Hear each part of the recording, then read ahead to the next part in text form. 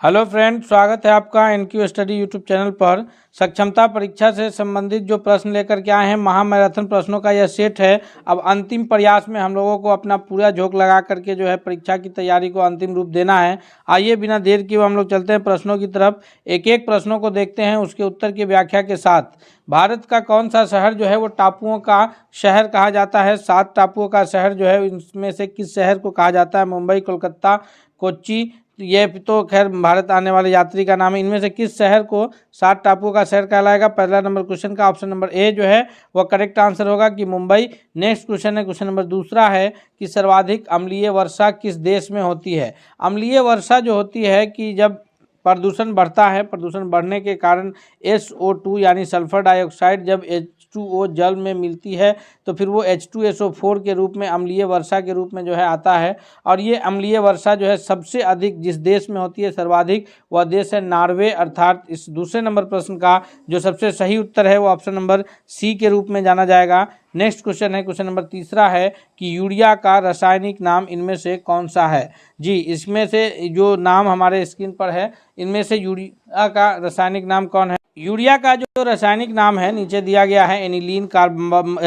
Carbamide, chloroethane और amine. इनमें से कौन सा यूरिया का रासायनिक नाम है? तो इसका जो सबसे करेक्ट आंसर है वो ऑप्शन नंबर बी के रूप में जाना जाएगा कि कार्बामाइड जो है यह यूरिया का रासायनिक नाम है। नेक्स्ट क्वेश्चन की ओर बढ़ते हैं। क्वेश्चन नंबर चौथा है कि करगम किस प्रदेश का लोक नृत्य है? ये करगम जो लोक नृत्य है यह इनमें से कौन सा प्रदेश का लोक नृत्य है? भारतीय के जो राज्य के लोक नृत्य है उससे संबंधित एक अलग वीडियो हमारे चैनल पर मौजूद है, जिसका लिंक हम इस वीडियो के डिस्क्रिप्शन में रख दिए। आप यहाँ से भी उस वीडियो को देख सकते हैं कि जो है लोक नृत्य को उसके ट्रिक के माध्यम से याद करने का तरीका बताया गया है। इसका जो ऑप्शन है चौथा नंबर प्रश्न का correct answer option number B है कि यह तमिलनाडु का लोक नृत्य है। नेक्स्ट क्वेश्चन की ओर बढ़ते हैं। अगला प्रश्न है पांचवा कि भारत की किस चट्टान की श्रृंखला को खनिजों का भंडार कहा जाता है? जी, कौन से चट्टान जो है इनमें से खनिजों के भंडार के नाम से जाना जाता है? तो यह पांचवा नंबर प्रश्न का ऑप्शन नंबर बी जो है करेक्ट आंसर है कि धारवाड़ श्रृंखला जो है यह खनिजों का भंडार के रूप में जाना जाता है। छठा नंबर क्वेश्चन है कि इनमें से कौन सी नदी दक्षिण भारत की गंगा के नाम से जानी जाती है? दक्षिण भारत उनकी पवित्रता के कारण जो किस नदी को दक्षिण भारत की गंगा के नाम से जानी जाती है? कावेरी है, ये तुंगभद्रा है तथा गोदावरी है और कृष्णा है। तो इसका जो करेक्ट आंसर है छठा नंबर प्रश्न का यह ऑप्शन नंबर सी के रूप में जाना जाएगा कि गोदावरी नदी को जो है दक्षिण भारत की गंगा के नाम से जानते हैं। नेक्स्ट क्वेश्चन है, क्वेश्चन नंबर 7 है कि वायुमंडलीय दाब को मापने का पैमाना कौन सा है? यानी किस यंत्र से, किस पैमाने से जो है किस पैमाने से या वायुमंडलीय दाब को मापा जाता है? तो इसका जो पैमाना है जिससे हम लोग वायुमंडलीय दाब मापते हैं वह है ऑप्शन नंबर ए, बैरोमीटर के जरिए जो है वायुमंडलीय दाब मापा जाता है। नेक्स्ट क्वेश्चन है, क्वेश्चन नंबर 8 है कि गुरुत्वाकर्षण की खोज किसने किया था? गुरुत्वाकर्षण की कोई भी जमीन जो फोर्स के साथ किसी भी वस्तु को अपनी ओर खींचती है जिसे गुरुत्वाकर्षण के नाम से जानते हैं, तो इसका जो करेक्ट आंसर है कि न्यूटन ने किया था। सभी जानते हैं कहानी कि न्यूटन एक पेड़ के नीचे बैठे थे और सेब जब नीचे गिरा तो उन्होंने फिर ये सोचे कि सेब नीचे क्यों गिरा, सेब ऊपर क्यों नहीं गया, और यही सोचने का कारण था कि उनके द्वारा जो है गुरुत्वाकर्षण की खोज की गई। 8वां नंबर क्वेश्चन का ऑप्शन नंबर ए सबसे करेक्ट आंसर है। नेक्स्ट क्वेश्चन की ओर बढ़ते हैं। क्वेश्चन नंबर 9 है कि बिहार बंगाल से कब अलग हुआ? तो बिहार जब बंगाल से अलग हुआ, वैसे तो बंगाल का विभाजन जो है 1905 में लॉर्ड कर्जन ने किया था। उसके पश्चात 1911 में पुनः बंगाल को मिला दिया गया, एकीकृत कर दिया गया, लेकिन फिर बाद में जो है 22 मार्च 1912 में जो है बंगाल से बिहार अलग हुआ था। तो इसी कारण जो है बिहार दिवस के रूप में 22 मार्च को हम लोग मनाते हैं। याद रखिएगा तिथि। 9वां नंबर प्रश्न का correct answer option number B है। नेक्स्ट क्वेश्चन की ओर बढ़ते हैं। अगला प्रश्न है 10 है कि चंद्रमा पर किसी वस्तु का भार पृथ्वी पर उस वस्तु के भार के कितना के बराबर होता है? तो चंद्रमा पर किसी वस्तु का जो भार है वह पृथ्वी पर उसके भार के 6ठे भाग के बराबर होता है। यानी कि किसी वस्तु का भार अगर पृथ्वी पर 6 किलोग्राम है तो वह चंद्रमा पर 1 किलोग्राम भार होगा। वो आभासी कमी जो है चंद्रमा के गुरुत्वाकर्षण के कारण स्थिति उत्पन्न होती है। नेक्स्ट क्वेश्चन है 11वां है कि भारत का मानक देशांतर कौन सा है? तो भारत का जो देशांतर शुरू होता है 68 डिग्री 7 मिनट से 97 डिग्री 25 मिनट के बीच, तो यह भारत का जो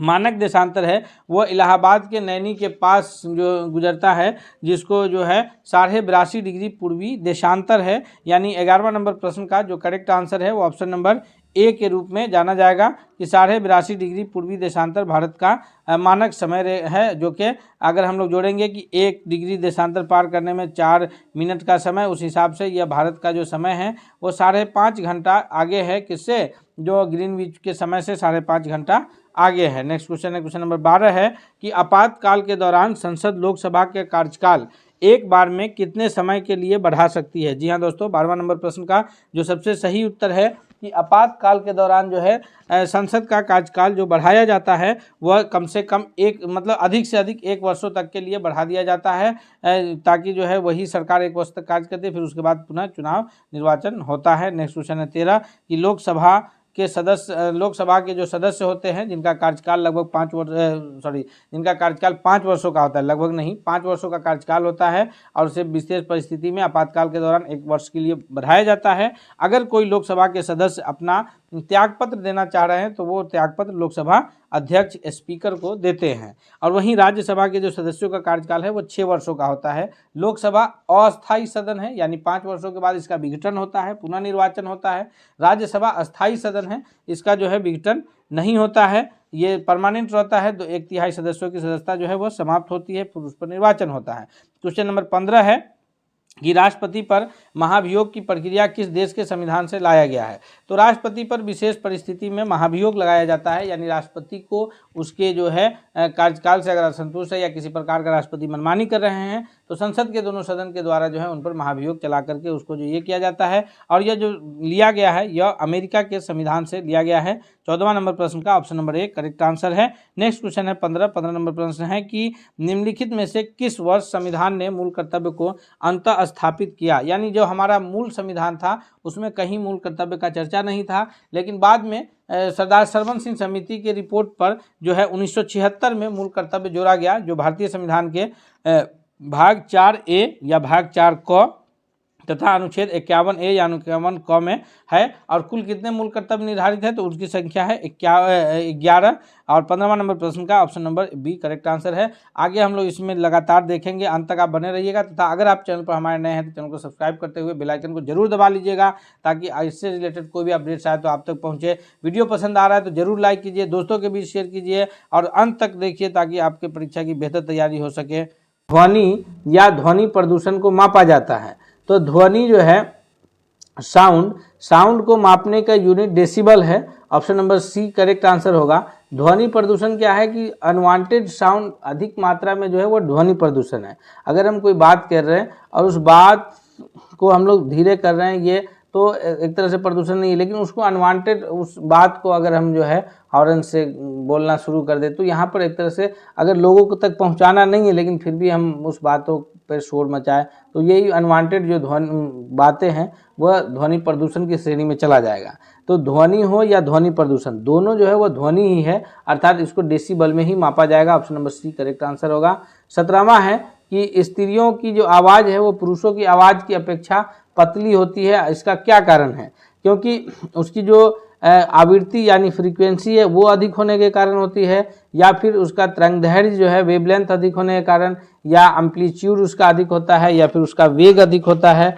तो 17वां नंबर क्वेश्चन का जो सबसे सही उत्तर होगा कि स्त्रियों की अपेक्षा जो पुरुषों की आवाज़ स्त्रियों की आवाज़ जो है वो पुरुषों की अपेक्षा पतली है, क्योंकि उसकी जो आवृत्ति है वो अधिक होती है। नेक्स्ट क्वेश्चन है, क्वेश्चन नंबर 18 है कि प्रकाशीय फाइबर किस सिद्धांत पर कार्य करता है। प्रकाशीय फाइबर, जिसको इंग्लिश में हम लोग ऑप्टिकल फाइबर के नाम से जानेंगे, तो ऑप्टिकल फाइबर जो है कम्युनिकेशन का सबसे उत्तम स्रोत के रूप में माना जाता है, क्योंकि ऑप्टिकल फाइबर कम्युनिकेशन जो है वो बहुत ही तीव्र कम्युनिकेशन होता है। ये ऑप्टिकल का जो स्पीड है 3 लाख किलोमीटर पर सेकेंड, उस स्पीड से समझिए तो ये ऑप्टिकल फाइबर केबल का कम्युनिकेशन होता है। तो ये किस सिद्धांत पर कार्य करता है ऑप्टिकल फाइबर, तो यह जो है टोटल इंटरनल रिफ्लेक्शन जो है ये प्रकाश का एक, जिस प्रकार से परावर्तन और अपवर्तन प्रकाश का किरणों का गुण है प्रकाश का, उसी प्रकार से प्रकाशीय फाइबर का जो है टोटल इंटरनल रिफ्लेक्शन एक गुण है, उसके आधार पर प्रकाशीय फाइबर कार्य करता है, ऑप्टिकल फाइबर कार्य करता है। क्वेश्चन नंबर 19 है कि किसके कारण आकाश का रंग जो है वो नीला दिखाई पड़ता है।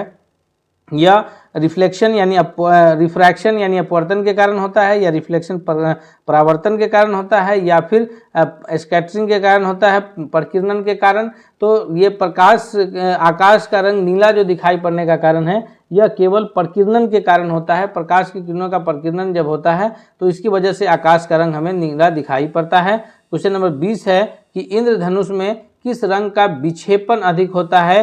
जिस वर्ण का विक्षेपण इंद्रधनुष जो है या प्रकाश का जो किरणें हैं वो 7 रंगों का, उसमें 7 रंगों की बनी हुई पट्टी है, और यह जो है नेचुरली ढंग से निकलता है इंद्रधनुष, यानी प्रकाश की किरणों का नेचुरली जो है 7 रंगों में विभक्त होना हम इंद्रधनुष कह सकते हैं। तो इंद्रधनुष के जरिए जो है सबसे जो रंग का विक्षेपण सबसे कम विक्षेपण सबसे अधिक होता है वो बैगनी रंग है। सबसे कम जो होगा वो लाल रंग होगा, क्योंकि बैगनी रंग का जो ये है तरंगदैर्घ्य वो सबसे कम है, और लाल रंग का तरंगदैर्घ्य सबसे अधिक है, इसलिए इसका विक्षेपण सबसे अधिक होता है। अगला सवाल है क्वेश्चन नंबर 21 है कि पदार्थ की परमाणविक सिद्धांत सर्वप्रथम कौन से साइंटिस्ट ने दिया है। पदार्थ के जो परमाणविक सिद्धांत है इसको देने का श्रेय जो है सबसे पहला श्रेय जो जाता है वो जॉन डाल्टन का जाता है। जॉन डाल्टन ने ही पदार्थ के परमाणविक सिद्धांत के बारे में सबसे पहले लोगों को अवगत कराया है।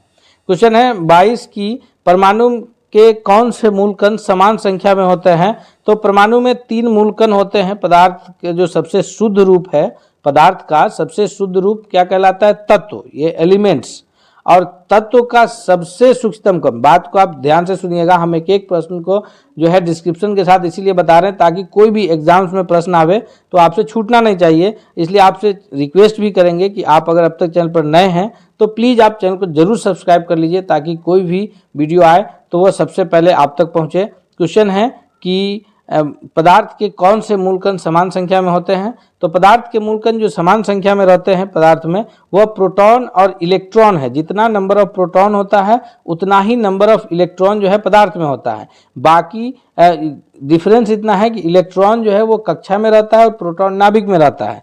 तीसरा जो कण है न्यूट्रॉन, जिस पर कोई आवेश नहीं है, कोई चार्ज नहीं है, वह उसकी संख्या निश्चित नहीं है, वह किसी हाइड्रोजन एटम्स में होता ही नहीं है, किसी में जो है प्रोटॉन से अधिक होता है, तो इसलिए उसकी संख्या निश्चित नहीं है। जो समान है वो इलेक्ट्रॉन और प्रोटॉन है। Option number B correct answer होगा। क्वेश्चन नंबर 23 है कि रदरफोर्ड के प्रकीर्णन में किसकी मौजूदगी को सिद्ध किया था।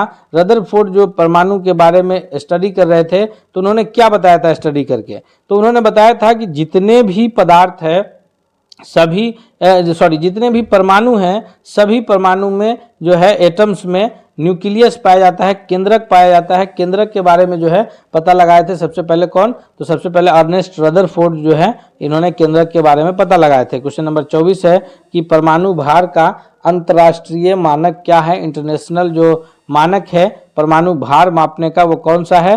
तो 24वां नंबर क्वेश्चन के लिए सबसे सही उत्तर ऑप्शन नंबर सी होगा कि C12 यानी कार्बन 12 की जो पद्धति है वो परमाणु भार मापने का सबसे अंतर्राष्ट्रीय मात्रक है। क्वेश्चन है कि 25 की किसी तत्व के रासायनिक गुण निम्न में से कौन तय करता है। तत्व का रासायनिक गुण जो है इलेक्ट्रॉन तय करेगा या प्रोटॉन या न्यूट्रॉन। तो तत्व के रासायनिक गुण को जो है वो इलेक्ट्रॉन की संख्या वो तय करती है, और खासकर तत्व के बाहरी कक्षा में जो नंबर ऑफ इलेक्ट्रॉन्स होते हैं वही नंबर ऑफ इलेक्ट्रॉन्स जो है उसके रासायनिक गुण को तय करने का कार्य करता है। इसलिए ऑप्शन नंबर बी जो है 25वां नंबर प्रश्न के लिए सबसे सही उत्तर क्या होगा, option number B. Next question है क्वेश्चन नंबर 26 है कि रेडियो धर्मिता की खोज किसने किया था।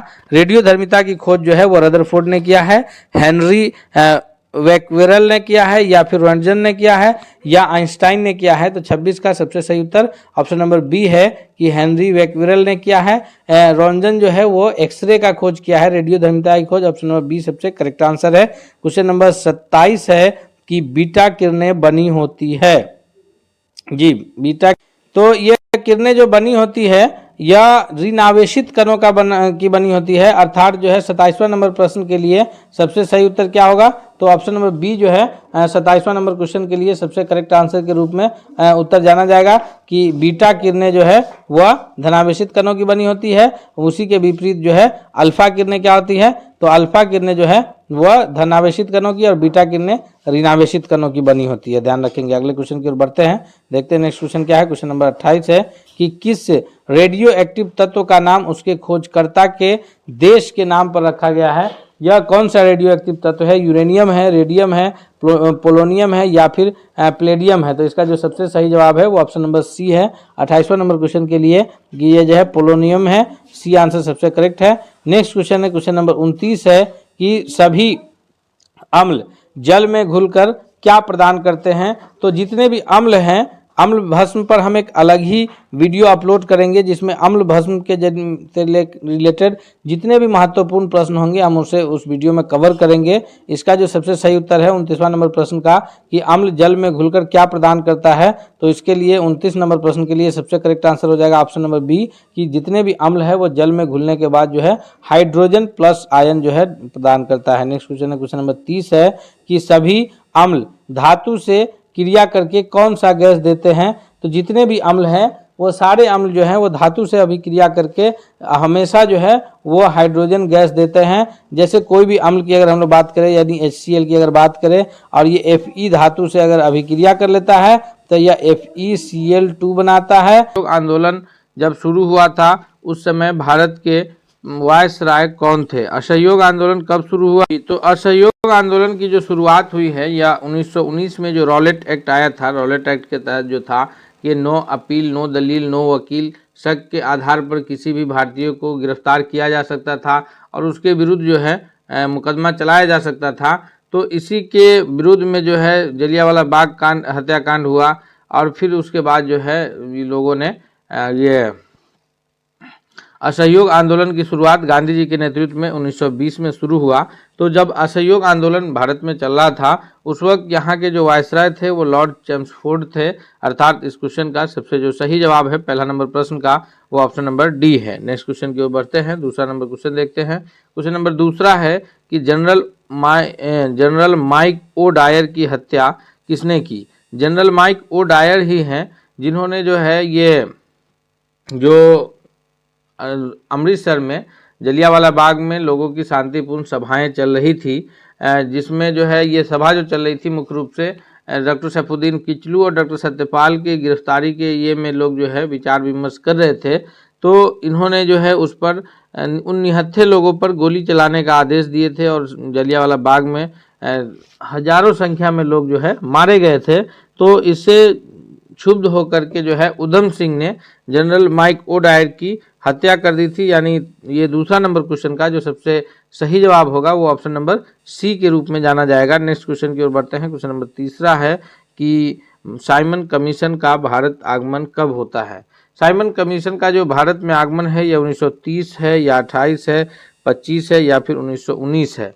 तो इस प्रश्न का जो सबसे सही जवाब है तीसरा नंबर क्वेश्चन का ऑप्शन नंबर बी है कि साइमन कमीशन का जो भारत में आगमन होता है वो ऑप्शन नंबर बी यानी 1928 में आता है। साइमन गो बैक के नारे लगते हैं। तीसरा नंबर प्रश्न का सबसे सही जवाब ऑप्शन नंबर बी है। दोस्तों हम सभी महत्वपूर्ण प्रश्नों को उसके उत्तर के व्याख्या के साथ करेंगे, यानी आप जो इस प्रश्नों को सेट करेंगे इससे आपके अन्य बहुत सारे प्रश्न हल हो पाएंगे।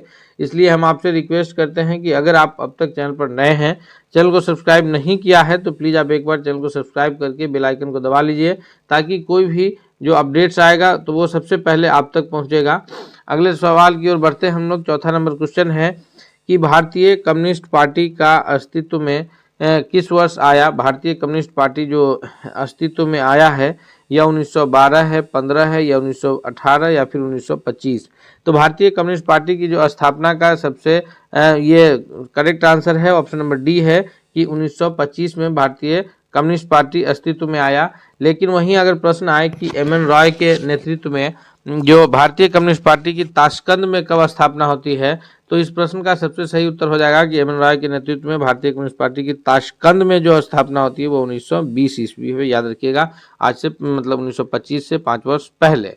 नेक्स्ट सवाल की ओर बढ़ते हैं हम लोग। क्वेश्चन नंबर 5 है कि दीन बंधु के नाम से किन्हें जाना जाता है। जी, दीनबंधु जैसे मोहनदास करमचंद गांधी को महात्मा के नाम से जाना जाता है, वल्लभ भाई पटेल को सरदार के नाम से, उसी प्रकार दीनबंधु के नाम से कौन विख्यात है? जीएस खरपड़े हैं, आचार्य नरेंद्र देव हैं, या फिर चित्तरंजन दास हैं, या सीएफ एंड्रयूज हैं। तो इसमें दीनबंधु के नाम से जो है वो सीएफ एंड्रयूज को जाना जाता है, यानी ये 5वां नंबर क्वेश्चन का सबसे सही जवाब है ऑप्शन नंबर डी के रूप में। और वहीं चित्तरंजन दास को देशबंधु कहा जाता है। चित्तरंजन दास को क्या कहा जाता है? देशबंधु।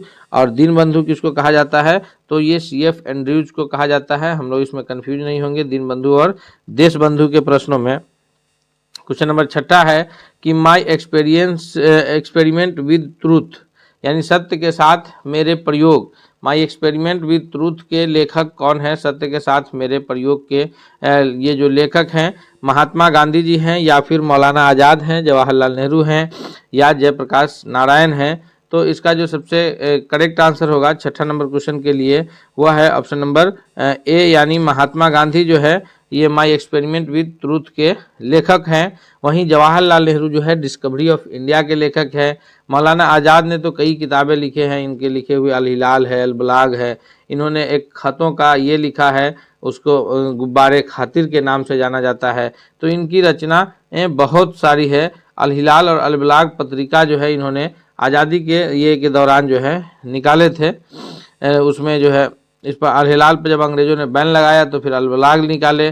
तो इस तरह इनकी कई रचनाएं हैं। जवाहरलाल नेहरू की लिखी पुस्तक है डिस्कवरी ऑफ इंडिया। हम लोग अगले सवाल की ओर बढ़ते हैं। नेक्स्ट क्वेश्चन है, क्वेश्चन नंबर 7 है कि क्रम अनुसार व्यवस्थित करना है। क्रम अनुसार जो व्यवस्थित करना है उसमें कि पहले कौन सी घटनाएं घटी है, फिर कौन सी घटनाएं घटी है, इस प्रकार के प्रश्न भी बीपीएससी में अक्सर पूछे जाते हैं। तो इसलिए जो है इन नए पैटर्न के पर आधारित प्रश्नों को भी हम लोग देखते चलेंगे कि क्रम के अनुसार हम लोग को व्यवस्थित करना है।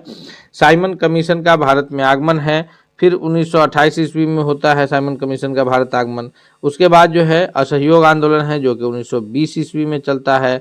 पूना पैक्ट है महात्मा गांधी और भीमराव अंबेडकर के बीच पूना पैक्ट होता है 1932 में। और गांधी इरविन समझौता है महात्मा गांधी और लॉर्ड इरविन के बीच 5 मार्च 1931 को यह समझौता होता है। तो क्रम अनुसार देखिए, सबसे पहले जो घटनाएं घटी है असहयोग आंदोलन, फिर उसके बाद जो है साइमन कमीशन का आगमन होता है, फिर उसके बाद जो है गांधी इरविन समझौता है, फिर उसके बाद अंत में पूना पैक्ट है महात्मा गांधी और बाबा साहब भीमराव अंबेडकर के बीच, अर्थात डी ऑप्शन करेक्ट होगा कि सबसे पहले घटना घटी दूसरा, फिर घटी पहला, फिर चौथा, फिर तीसरा। नेक्स्ट क्वेश्चन की ओर बढ़ते हैं हम लोग। अगला प्रश्न क्या है? क्वेश्चन नंबर 8 है कि दांडी यात्रा में गांधी जी ने कितनी दूरी तय करके नमक कानून का विरोध किया था? गांधी जी की जो दांडी यात्रा शुरू होती है यह 12 मार्च 1930 ईस्वी को, 12 मार्च 1930 को गांधी जी जो है साबरमती आश्रम से अपने 78 अनुयायियों के साथ निकलते हैं और 6 अप्रैल 1930 ईस्वी को दांडी पहुंच करके नमक बना करके नमक कानून तोड़ते हैं और उसी दिन से जो है सविनय अवज्ञा आंदोलन की शुरुआत होती है। तो यह भी एक प्रश्न बनता है कि सविनय अवज्ञा आंदोलन की जो शुरुआत है वो किस ये से है? तो वो महात्मा गांधी जी के दांडी यात्रा से सविनय अवज्ञा आंदोलन की शुरुआत होती है। अर्थात 8वां नंबर क्वेश्चन का जो सही उत्तर है कि ये जो 12 मार्च को चले और 6 अप्रैल तक सफ़र किए, तो इस बीच गांधी जी ने जो है लगभग 385 किलोमीटर का डिस्टेंस तय किया था, 385 किलोमीटर की दूरी तय की। ऑप्शन नंबर बी जो है वह करेक्ट आंसर है। नेक्स्ट क्वेश्चन की ओर चलते हैं। क्वेश्चन नंबर 9वां है कि महात्मा गांधी जी ने किस कानून को काला कानून कहा था? कौन से कानून को काला कानून कहा गया था? तो इसका जो सबसे सही जवाब है 9वां नंबर प्रश्न के लिए कि ऑप्शन नंबर ए होगा कि रॉलेट एक्ट जो कब आया था? 1919 ईस्वी में आया था। रॉलेट एक्ट जो है नो अपील, नो वकील, नो दलील, यानी किसी भी प्रकार का कोई जो है उस पर सुनवाई का ये नहीं था, तो इसीलिए इसको जो है काला कानून की संज्ञा दी गई थी। ऑप्शन नंबर ए जो है 9वां नंबर क्वेश्चन का सबसे सही जवाब होगा। क्वेश्चन नंबर 10 है कि चंपारण सत्याग्रह के दौरान महात्मा गांधी जी के साथ कौन शामिल थे? तो चंपारण सत्याग्रह जो 1917 में हुआ उस वक्त महात्मा गांधी जी के साथ जो है राजेंद्र प्रसाद व अनुग्रह नारायण सिंह जो है शामिल थे। ऑप्शन नंबर सी जो है करेक्ट आंसर होगा। वहीं चंपारण आने के लिए महात्मा गांधी जी को कौन इनवाइट किए थे, किन्होंने जो है आमंत्रित किया था? तो चंपारण आने के लिए गांधी जी को जो आमंत्रित किए थे वो थे राजकुमार शुक्ल, और चंपारण में गांधी जी की जो मदद की है तो जहर देने के लिए जो है ये किया गया, तो उस वक्त जो है बत्तख मियाँ ने इन्हों बचाया था। तो ये सभी प्रश्न जो है आने की संभावनाएं रहती है। अगले सवाल की ओर बढ़ते हैं। क्वेश्चन नंबर 11 है कि किसे लोकप्रिय नाम लाल कुर्ती लाल कमीज का जो है जाना जाता है। लाल कुर्ती एक संगठन था जो इनकी स्थापना जो है यह खान अब्दुल गफ्फार खान ने किए थे, जिनको सीमांत गांधी के नाम से भी जाना जाता है। लाल कुर्ती संगठन की स्थापना उन्होंने ही किए थे और उनके जो ये है उसे खुदाई खिदमतगार के रूप में भी जाना जाता है। खुदाई खिदमतगार जो है ये लाल कुर्ती संगठन के लोग को ही जाना जाता है और इनका काम था ये आज़ादी के लिए जो है अंग्रेजों के विरुद्ध लड़ाई लड़ने के लिए ये भी संगठन स्थापित किया गया था। किनके नेतृत्व में? खान अब्दुल गफ्फार खान के नेतृत्व में। और उनको उपनाम किससे जाना जाता था? तो सीमांत गांधी के नाम से जाना जाता था। नेक्स्ट क्वेश्चन की ओर बढ़ते हैं। क्वेश्चन नंबर 12 है कि कौन सी पुस्तक जवाहरलाल नेहरू द्वारा लिखी गई है। पीछे जब हम लोग my experiment with truth Mahatma Gandhi की जो लिखी पुस्तक पे चर्चा कर रहे थे, तो उसमें हमने बताया कि जो पंडित जवाहरलाल नेहरू के द्वारा जो लिखी गई पुस्तक है वह है discovery of India. Option number D जो है वो करेक्ट आंसर होगा। और माई एक्सपेरिमेंट विद ट्रूथ के लेखक कौन है? तो वह है Mahatma Gandhi. India wins freedom के जो लेखक हैं यह है हमारे देश के प्रथम शिक्षा मंत्री Maulana Abul Kalam Azad. India wins freedom के लेखक हैं मौलाना आज़ाद। और माई एक्सपेरिमेंट्स विद ट्रूथ के जो लेखक है वो है राष्ट्रपिता महात्मा गांधी। नेक्स्ट क्वेश्चन की ओर बढ़ते हैं। क्वेश्चन नंबर 13 है कि वह काल्पनिक रेखा जो पृथ्वी को दो बराबर भागों में बांटती है उसको किस नाम से जाना जाता है। तो अगर हम लोग पृथ्वी के मैप को देखें, ग्लोब को ध्यान से देखें, तो पृथ्वी को दो बराबर भागों में जो बांटने का काम करती है वो 0 डिग्री अक्षांश है। उससे ऊपर का जो हिस्सा है उसको उत्तरी गोलार्ध नॉर्थ हेमिस्फीयर, नीचे के हिस्सा को दक्षिणी गोलार्ध साउथ हेमिस्फीयर के रूप में जाना जाता है। और ये ऊपर 90 डिग्री का जो पॉइंट है इसको उत्तरी ध्रुव और नीचे जो 90 डिग्री का पॉइंट है इसको दक्षिणी ध्रुव के नाम से जाना जाता है। तो यह काल्पनिक रेखा किस नाम से जाना जाएगा? 0 डिग्री अक्षांश को भूमध्य रेखा कहते हैं। वहीं 23.5 डिग्री जो उत्तरी अक्षांश है 23.5 डिग्री उत्तर में उसको कहते हैं कर्क रेखा। और 23.5 डिग्री जो दक्षिणी अक्षांश है उसको कहा जाता है मकर रेखा। ये हम लोग याद रखेंगे। और 0 डिग्री जो अक्षांश है वो भूमध्य रेखा के नाम से जाना जाता है जो पृथ्वी को दो बराबर हिस्सों में बांटती है। नेक्स्ट क्वेश्चन है क्वेश्चन नंबर 14 है कि दोनों ध्रुवों को जोड़ने वाली काल्पनिक रेखा जो भूमध्य रेखाओं को समकोण पर प्रतिच्छेदित करती है वो कौन है। तो पृथ्वी का जो मैप है ऊपर में नॉर्थ पोल नीचे में साउथ पोल, इन दोनों ध्रुव को जो जोड़ने वाली रेखा है जो इसको 0 डिग्री अक्षांश को समकोण पर विभाजित करती है इसको किस नाम से जाना जाता है। तो यह जो है इसका सबसे सही उत्तर होगा कि इसको जो है देशांतर रेखा के नाम से जाना जाता है। 0 डिग्री जो देशांतर है वह इंग्लैंड के शहर ग्रीनविच से होकर के गुजरता है और वही जो है समझिए तो प्रधान मध्याह्न रेखा है और वहीं से जो है समय का निर्धारण होता है। भूमध्य ये देशांतर रेखा से जो है वो समय का निर्धारण होता है। नेक्स्ट क्वेश्चन है कि एक देशांतर से दूसरे देशांतर के बीच कितना समय अंतराल लगता है। तो देशांतर की कुल संख्या जो है पूर्वी देशांतर में 180 है, वहीं पश्चिमी देशांतर में भी 180 है। तो प्रत्येक डिग्री देशांतर को पार करने में जो है पृथ्वी को सूरज की परिक्रमा के दौरान हर एक डिग्री देशांतर पर जो सूरज की रोशनी पड़ती है वो लगभग 4 मिनट का समय लगता है। इस प्रकार जो है ये कुल 1 घंटे में जो है 15 डिग्री देशांतर की दूरी तय होगी, क्योंकि 1 मिनट में जो है 1 डिग्री देशांतर में जो है वो 4 मिनट का समय लगता है। तो 15 डिग्री को में जो है 1 घंटा का समय लग जाएगा या 1 घंटा में 15 डिग्री देशांतर पार होगा। नेक्स्ट क्वेश्चन है क्वेश्चन नंबर 16 है कि प्रधान मध्याह्न रेखा किस स्थान से होकर के गुजरती है। तो अभी हम लोग पीछे चर्चा किए हैं कि प्रधान मध्याह्न रेखा जो है यह इंग्लैंड के शहर ग्रीनविच से होकर के गुजरती है और ये प्रधान मध्याह्न रेखा को ही 0 डिग्री देशांतर के नाम से जाना जाता है। और इससे जो प्रधान मध्याह्न रेखा है उससे राइट साइड में जो हिस्सा पड़ेगा वो पूर्वी गोलार्ध होगा। जैसे अगर हम लोग यहाँ पर पृथ्वी के मैप को देखें तो ये जो 0 डिग्री देशांतर है वर्टिकल लाइन ये जो है प्रधान मध्याह्न रेखा है, इधर पूर्वी गोलार्ध हो गया और इधर वेस्ट पश्चिमी गोलार्ध हो गया। तो इधर भारत की जो स्थिति है वो ईस्ट में है यानी पूर्वी गोलार्ध में है, इसलिए भारत का समय जो है वो ग्रीनविच से आगे है। वहीं जिन देशों की स्थिति जो है ग्रीनविच से पश्चिम के दिशा में होगा उन देशों की जो समय का अंतराल होगा वो ग्रीनविच से पीछे चलेगा। ये हम लोग याद रखेंगे। भारत का समय ग्रीनविच से लगभग 5.5 घंटा आगे है, 5 घंटा 30 मिनट जो है वो भारत का समय ग्रीनविच से आगे है। नेक्स्ट क्वेश्चन है 17 है कि ग्रीनविच रेखा से तात्पर्य है, तो इस पे तो लगातार चर्चा कर रहे हैं कि ग्रीनविच रेखा जो है 0 डिग्री देशांतर को ग्रीनविच रेखा कहते हैं, अर्थात ऑप्शन नंबर बी जो है 17वां नंबर प्रश्न के लिए सबसे सही उत्तर होगा। नेक्स्ट क्वेश्चन की ओर बढ़ते हैं। क्वेश्चन नंबर 18 है कि निम्नलिखित में से कौन सौर मंडल का भाग नहीं है। सौर मंडल का जो भाग है क्षुद्र ग्रह, धूमकेतु ग्रह, ये सारे जो है सौरमंडल के भाग हैं। वहीं जो सौरमंडल का हिस्सा नहीं है वह है निहारिका, अर्थात ऑप्शन नंबर डी जो है इस प्रश्न के लिए 18वां नंबर क्वेश्चन के लिए जो सबसे सही जवाब होगा क्या होगा, ऑप्शन नंबर डी होगा। नेक्स्ट क्वेश्चन की ओर बढ़ते हैं। क्वेश्चन नंबर 19 है कि निम्नलिखित में से कौन एक तारा है। तारा कौन है, तो इसमें है चंद्रमा, शुक्र, पृथ्वी और फिर सूर्य। तो चंद्रमा जो है यह सैटेलाइट है, उपग्रह है। किसका उपग्रह है, तो ये पृथ्वी का एकमात्र प्राकृतिक उपग्रह है। वहीं शुक्र और पृथ्वी जो है यह दोनों ग्रह हैं।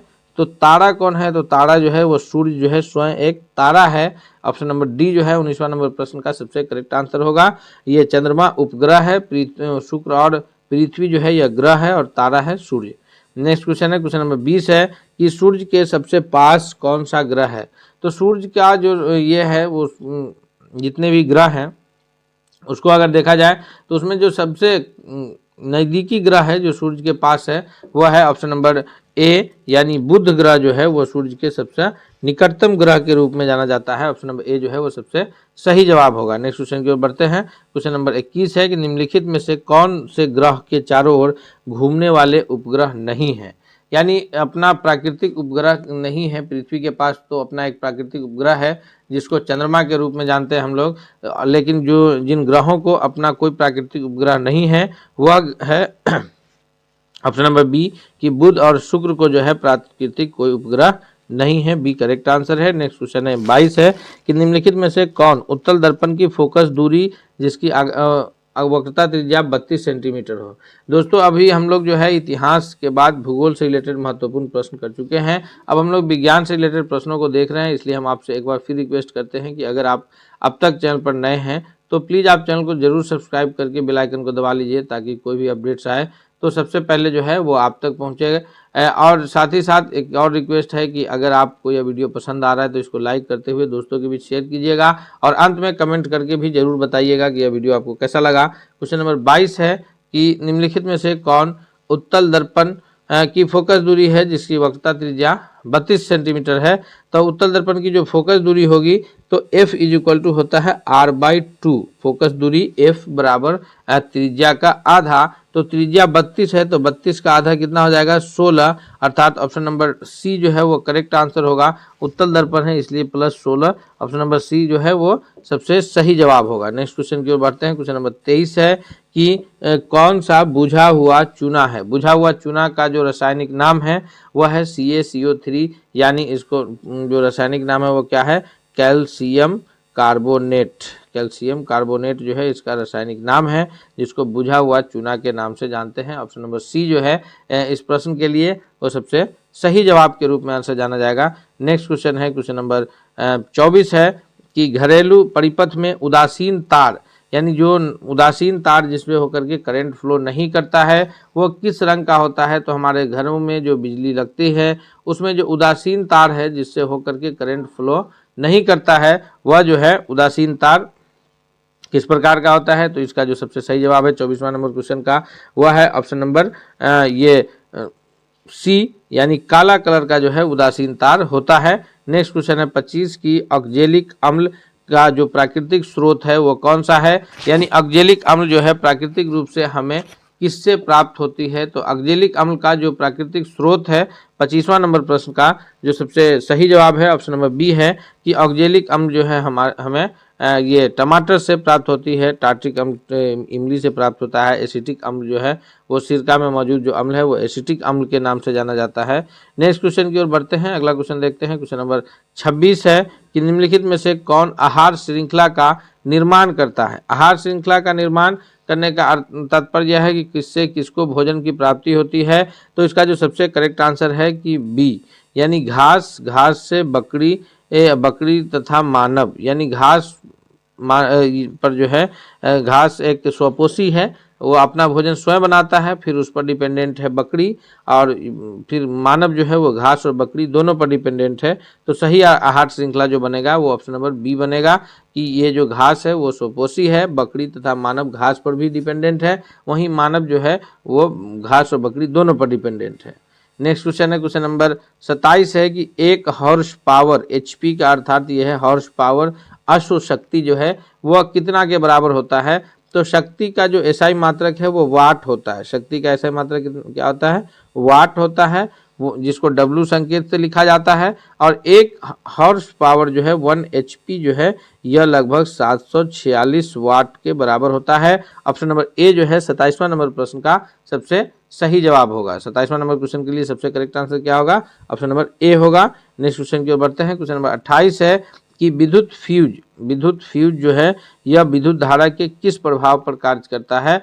तो इसका जो सबसे करेक्ट आंसर है 28वां नंबर प्रश्न का वह है ऑप्शन नंबर ए कि विद्युत फ्यूज जो है वो विद्युत धारा के उष्मीय प्रभाव पर कार्य करता है, यानी ऊष्मा अधिक होने की स्थिति में जो है विद्युत फ्यूज जो है वो गल जाता है और गल करके परिपथ को ब्रेक करता है, और परिपथ को ब्रेक करता है इसलिए उसके आगे जो भी इक्विपमेंट लगे होते हैं वो सभी सेफली बच जाते हैं। नेक्स्ट क्वेश्चन की ओर बढ़ते हैं। क्वेश्चन नंबर 29 है कि ऊर्जा का सबसे अधिक प्रत्यक्ष एवं विशाल स्रोत क्या है।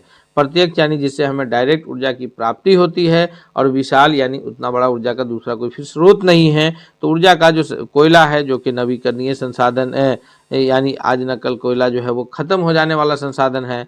बिजली है जो कि पानी, कोयले इत्यादि से जो है ये उत्पादित होता है, परमाणु बम। लेकिन इसमें सब में जो सबसे अधिक सर्वाधिक डायरेक्ट और सबसे बड़ा विशाल स्रोत है वो सूर्य है। ऑप्शन नंबर सी जो है 29वां नंबर प्रश्न के लिए सबसे करेक्ट आंसर होगा। नेक्स्ट क्वेश्चन की ओर बढ़ते हैं। क्वेश्चन देखते हैं हम लोग। क्वेश्चन नंबर 30 है कि टिहरी बांध जो है वो किस नदी पर बनाया गया है। जी, टिहरी बांध इनमें से गंगा नदी पर बनाया गया है, या फिर सतलज या यमुना या फिर नर्मदा।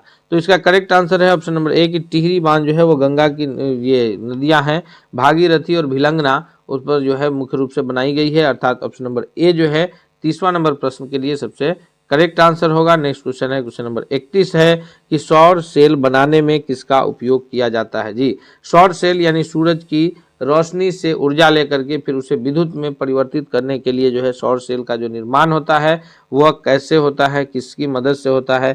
तो इस 31वां नंबर प्रश्न का जो सबसे करेक्ट आंसर होगा दोस्तों वह होगा ऑप्शन नंबर डी के रूप में कि सिलिकन जो है, जो कि सिलिकन क्या है कि धातु और अधातु के बीच उपधातु के रूप में यह जाना जाता है। सिलिकन है, जर्मेनियम है, ये दोनों जो है धातु और अधातु के बीच में उपधातु के रूप में जाना जाता है, यानी इसको कहा जाता है सेमी कंडक्टर। रूम टेम्परेचर पर यह अधातु की तरह बिहेव करता है, फिर टेम्परेचर बढ़ाने पर जो है ये धातु की तरह कार्य करने लगता है। तो इसका करेक्ट आंसर है ऑप्शन नंबर डी कि सिलिकन का उपयोग जो है सोलर सेल में किया जाता है। दोस्तों, हम सभी महत्वपूर्ण प्रश्नों को एक एक करके व्याख्या के साथ कर रहे हैं। हम आपसे रिक्वेस्ट करते हैं कि आप अगर अब तक चैनल पर नए हैं तो प्लीज़ जरूर चैनल को सब्सक्राइब कर लीजिए। दूसरा है 32वां नंबर प्रश्न है कि बांध के द्वारा स्थापित टरबाइन ज्वारीय ऊर्जा को किस रूप में परिवर्तित करता है। तो बांध के द्वारा जो स्थापित टरबाइन है वह ज्वारीय ऊर्जा को विद्युत ऊर्जा में परिवर्तन करता है। ज्वारीय ऊर्जा अर्थात यह है कि ज्वार भाटा के क्रम में जो ज्वार कहते हैं कि समुद्र में लहरों का उठना और उससे समुद्र की पानी का ऊंचाई तक उठना और फिर नीचे गिरना ज्वार कहलाता, ऊपर उठना ज्वार कहलाता है और नीचे गिरना भाटा कहलाता है। तो इसमें जो है बांध बना करके पानी को इकट्ठा किया जाता है, फिर उस पानी को जल विद्युत परियोजना के लिए इस्तेमाल किया जाता है। नेक्स्ट क्वेश्चन है 33 है कि संविधान सभा में संविधान की अंतिम रूप से किस दिन पारित किया। तो संविधान सभा ने संविधान को जो अंतिम रूप से पारित किया है, 33वां नंबर सवाल का जो सही उत्तर है ऑप्शन नंबर सी है कि 26 नवंबर 1949 ईस्वी को। यही कारण है कि हर वर्ष हम लोग 26 नवंबर को जो है संविधान दिवस के रूप में मनाते हैं। लेकिन हमारा संविधान जो लागू हुआ है वह 26 जनवरी 1950 को हुआ है, जिसको हम लोग गणतंत्र दिवस के रूप में मनाते हैं। क्वेश्चन नंबर 34 है कि संविधान पांडुलेख समिति में निम्नलिखित में से कौन से सदस्य शामिल नहीं थे। संविधान का जो पांडुलेखी समिति था उसमें मोहम्मद सादुल्ला शामिल नहीं है, या के मुंशी, के अय्यर, या फिर जवाहरलाल नेहरू।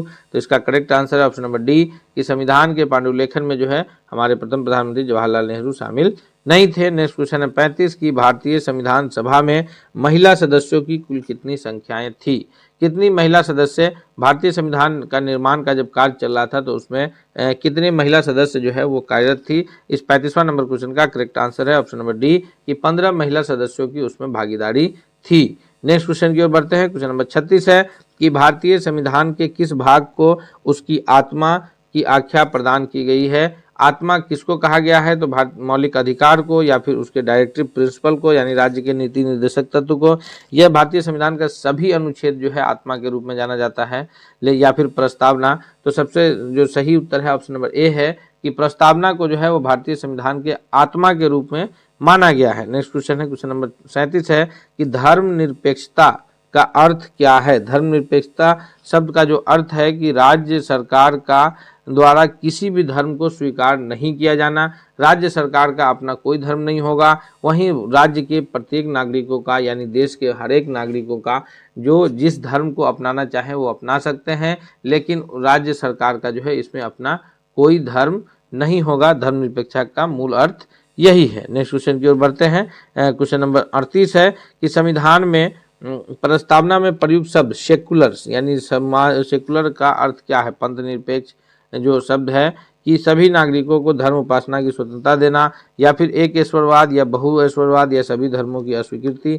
तो सेकुलर शब्द जो है कहीं भी सभी धर्म को अस्वीकृत नहीं करता है। सेकुलर शब्द का अर्थ यह है कि सभी नागरिकों को धर्म एवं उपासना की स्वतंत्रता, और यह भारतीय संविधान का मूल अधिकार में भी शामिल है कि भारत के नागरिकों को जो है अधिकार प्रदान किए गए हैं। उसमें से एक अधिकार ये भी है कि भारतीय नागरिकों को धार्मिक स्वतंत्रता का अधिकार दिया गया है। नेक्स्ट क्वेश्चन है क्वेश्चन नंबर 39 है कि समाजवाद का अर्थ क्या है। समाजवाद का अर्थ सामाजिक नियंत्रण है, या राष्ट्रीयकरण है, सामाजिक न्याय है, या फिर सामाजिक स्पर्धा है। तो इसका जो करेक्ट आंसर है 39वां नंबर प्रश्न का ऑप्शन नंबर सी होगा कि सामाजिक न्याय है। सामाजिक न्याय से तात्पर्य यह है कि समाज में किसी भी आधार पर कोई भेदभाव नहीं है, चाहे वह जाति के आधार पर हो, चाहे वह धर्म के आधार पर हो, भाषा के आधार पर हो, या फिर ये भाषा, धर्म, लिंग, किसी भी आधार पर समाज में रहने वाले लोगों के साथ कोई भेदभाव नहीं है। सामाजिकरण का मूल अर्थ यही है समाजवाद का कि सामाजिक न्याय वहाँ स्थापित हो। नेक्स्ट क्वेश्चन है क्वेश्चन नंबर 40 है कि 42वें संविधान संशोधन के द्वारा 1976 में प्रस्तावना में किस शब्द को नहीं जोड़ा गया है। तो 1976 में जो प्रस्तावना में जोड़े गए शब्द है धर्मनिरपेक्ष, समाजवाद, एकता और अखंडता। जो नहीं जोड़े गए हैं वह गुट निरपेक्ष है, यानी ऑप्शन नंबर सी जो है इसका करेक्ट आंसर है। दोस्तों हम लोग अभी 40 महत्वपूर्ण प्रश्नों को जो है उसके उत्तर के एक एक व्याख्या के साथ कंप्लीट किए हैं। हम उम्मीद करते हैं कि आपके आने वाले परीक्षा में बहुत ही लाभकारी और हितकारी साबित होगा। इसलिए आपसे रिक्वेस्ट भी है कि अगर आप चैनल पर नए हैं, चैनल को सब्सक्राइब नहीं किया है, तो प्लीज़ आप चैनल को सब्सक्राइब करके बेल आइकन को दबा लीजिए ताकि कोई भी अपडेट्स आए तो सबसे पहले आप तक पहुँचे। मिलते हैं हम लोग अगले सेट के साथ, तब तक के लिए धन्यवाद।